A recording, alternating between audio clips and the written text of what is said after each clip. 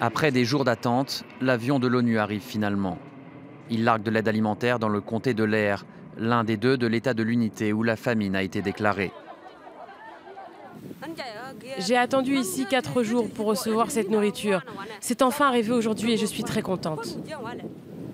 Le Programme alimentaire mondial estime que 100 000 personnes risquent de mourir de faim dans les deux comtés. Le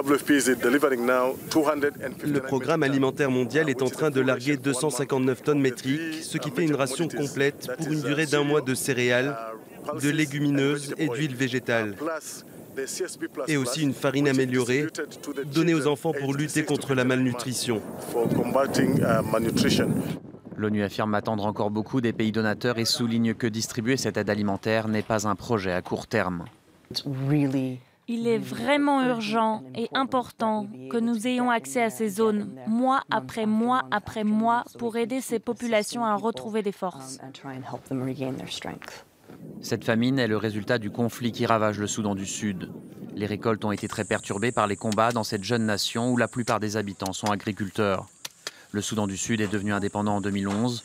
2 ans plus tard, il plonge dans la guerre civile lorsque le président Salva Kiir limoge le vice-président Riek Machar. Un accord de paix est signé en 2015, mais l'an dernier, la guerre a repris. Des centaines de milliers de personnes ont fui le pays et beaucoup d'autres sont menacées par la famine.